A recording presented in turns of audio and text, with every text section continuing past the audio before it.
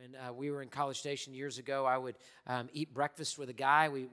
Great businessman in College Station, godly man, awesome friend to this day. We ate breakfast together once a week for 10 years, just about every week.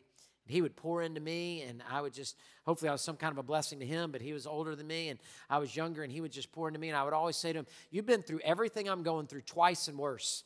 That's what the experience of him would be. And he would be like, yeah, here's what you should think about. And he would just always kind of lead me along. And I remember one day I'd gotten there. We'd gotten a house, bought our first house.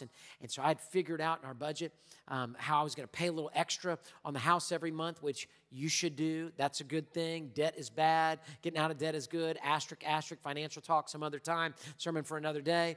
But I showed up, and I was just like going for it. And I'm going to do this. I'm going to get this fast done. And I could figure out, instead of 30 years, I could do it in 21.5. And I could be able to just do all this stuff. And we were broke in those days. We would pay the bills. This is true. My family's heard this story 1,000 times. Is when I would come out from paying the bills, I would just be like pulling my hair out and be like, Kelly, we're going to make it. I'm like, it's going to be close. It's going to be close. And then somebody'd ask me to speak somewhere, and I'd be like, okay, good. Or something would happen. We were just barely making it. We were so faithful in our giving, and God would always provide. But we got in that moment where I was going to just take every little bit extra so we didn't have to get in this debt and all this stuff.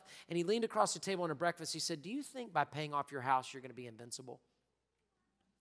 And you know what my answer was? Yeah.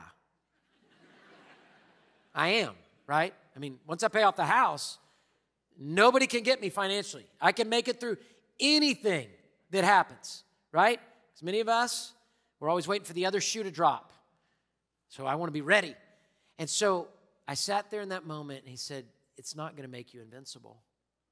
There's 1,000 other things that could happen in your life. They won't have a bit to do with your bank account. That'll hurt you worse than you could ever imagine. Jesus Christ is the only one that'll take you through every trial. And I sat there as a young married guy going, wow, that's true. I sensed it in my heart and my spirit. Still trying to pay off the house early, it's still a wise thing to do. But not because it'll make me invincible. Jesus Christ is the one that if my life was taken today, I'd be in heaven with him, right? Jesus Christ is the one that any wound that comes in your life, he can meet you right there. It'll hurt. It'll hurt tremendously. It'll hurt. But you can turn to Jesus. He can see you through any medical issue. He can see you through any financial issue. He is Jesus. And so our spiritual life has got to be greater than our physical life. And the church of Laodicea, what did they do? They said, we got gold. We got black garments. We got eye salve. We got all this stuff. We don't even need Rome. We don't need God. We decide.